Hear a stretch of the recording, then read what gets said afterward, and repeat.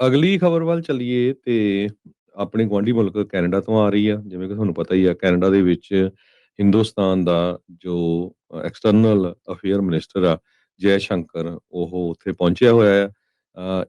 Canada ਦੇ prime minister mark Carney ਹੁਣਾਂ ਨੇ ਜਿਹੜਾ ਇੰਡੀਆ ਦੇ ਨਾਲ ਬਿਜ਼ਨਸ ਕਰਨ ਦੀ ਜਿਹੜੀ ਗੱਲਬਾਤ ਆ, ਉਹ ਪੂਰੀ ਤਰ੍ਹਾਂ ਤੋਰ ਰੱਖੀ ਹੈਗੀ ਆ।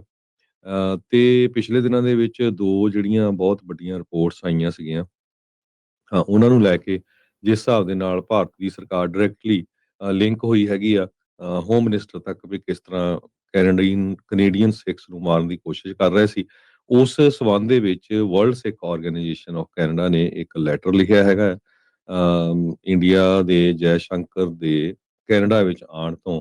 ਉਹਨਾਂ ਨੇ ਇਹ ਲਿਖਿਆ ਵੀ ਮਾਰਕ ਕਾਰਨੀ ਨੂੰ, ਜੋ ਕੈਨੇਡਾ ਦੇ ਪ੍ਰਾਈਮ ਮਿਨਿਸਟਰ ਹੈਗੇ, ਸਿੱਖ lives are not negotiable.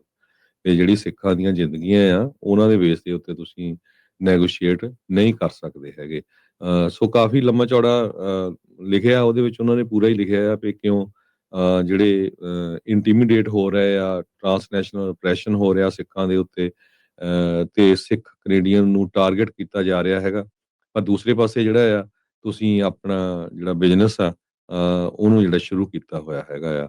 Even Canada ਦੀਆਂ ਸੀਸਸ ਵਰਗੀ ਆਰਗੇਨਾਈਜੇਸ਼ਨ ਦੇ ਜਿਹੜੇ ਟੌਪ ਦੇ ਡਾਇਰੈਕਟਰ ਰਹਿ ਚੁੱਕੇ ਆ, ਉਹ ਜੋ ਬੁੱਕ ਵੀ ਲਿਖ ਰਿਹਾ ਟਰਾਂਸਲੇਸ਼ਨਲ ਰਿਪਰੈਸ਼ਨ ਤੇ, ਉਹਨਾਂ ਨੇ ਵੀ ਕਲੀਅਰਲੀ ਦੱਸਿਆ ਵੀ ਕਿਸ ਤਰ੍ਹਾਂ ਜਿਹੜੇ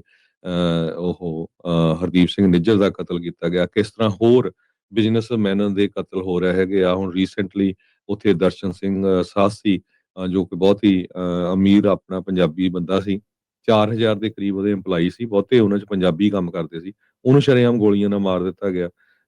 ਸੋ ਕਿਸ ਤਰ੍ਹਾਂ ਜੋ ਭਈ ਉੱਥੇ ਦੇ ਜਿਹੜੇ ਗੈਂਗਸਟਰ ਹੈਗੇ ਆ, ਉਹ ਕੈਨੇਡਾ ਦੇ ਵਿੱਚ ਕੈਨੇਡੀਅਨ ਸਿਟੀਜ਼ਨਸ ਨੂੰ ਮਾਰ ਰਹੇ ਆ।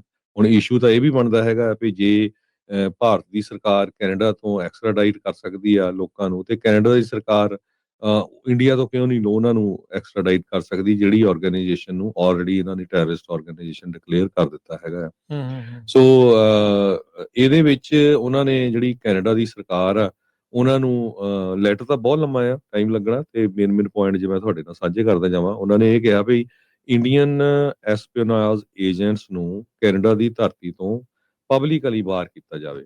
ਜਿਹੜੇ ਭਾਰਤ ਦੀ ਸਰਕਾਰ ਦੇ ਨਾਲ ਰਲ ਕੇ ਜਾਂ ਭਾਰਤ ਦੀ ਸਰਕਾਰ ਦੇ ਬੰਦੇ ਹੈਗੇ ਆ, ਉਹ ਕੈਨੇਡਾ ਦੇ ਵਿੱਚ ਇਹ ਕੰਮ ਕਰਦੇ ਆ, ਉਹਨਾਂ ਨੂੰ ਪੂਰੀ ਤਰ੍ਹਾਂ ਇੱਥੇ ਬੰਦ ਕੀਤਾ ਜਾਵੇ।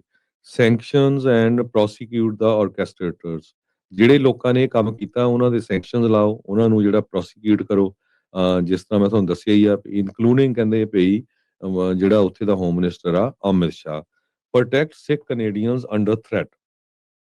ਹੁਣ ਕਿੰਨੇ ਲੋਕ ਕੈਨੇਡਾ ਦੇ ਜਿਹੜੇ ਸਿੱਖ ਆ ਉਹ ਬਾਹਰ ਆਏ ਆ ਵੀ ਦੇਖੋ, ਮੈਂ ਸਾਨੂੰ ਜਿਹੜੀ ਆ ਉੱਥੇ ਦੀ ਪੁਲਿਸ ਆ ਕੇ ਕਹਿ ਰਹੀ ਆ ਵੀ ਤੁਸੀਂ ਜਿਹੜੀ ਆ ਤੁਹਾਡੀ ਲਾਈਫ ਨੂੰ ਖਤਰਾ ਆ, ਬੀ ਕੇਅਰਫੁਲ।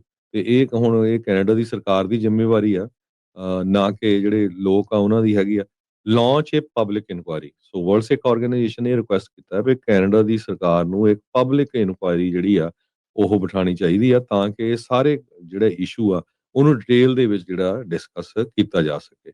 ਸੋ ਦਨੀਸ਼ ਸਿੰਘ, ਪ੍ਰੈਜ਼ੀਡੈਂਟ ਜੋ ਵਰਲਡ ਸਿੱਖ ਆਰਗੇਨਾਈਜੇਸ਼ਨ ਦਾ, ਉਹਨਾਂ ਨੇ ਇਹ ਜਿਹੜਾ ਲੈਟਰ ਆ ਕੈਨੇਡਾ ਦੇ ਜਿਹੜੇ ਪ੍ਰਾਈਮ ਮਿਨਿਸਟਰ ਆ ਮਾਰਕ ਕਾਰਨੀ, ਉਹਨਾਂ ਨੂੰ ਇਹ ਲਿਖਿਆ ਆ ਉਸ ਟਾਈਮ ਦੇ ਉੱਤੇ ਜਿਸ ਟਾਈਮ ਦੇ ਉੱਤੇ ਜਿਹੜੀ ਮੀਟਿੰਗ ਆ ਇੰਡੀਆ ਦੇ ਫੋਰਨ ਮਿਨਿਸਟਰ ਦੇ ਨਾਲ ਕੈਨੇਡਾ ਦੇ ਪ੍ਰਾਈਮ ਮਿਨਿਸਟਰ ਦੀ ਹੋਣ ਜਾ ਰਹੀ ਹੈ। ਜੀ, ਬਿਲਕੁਲ।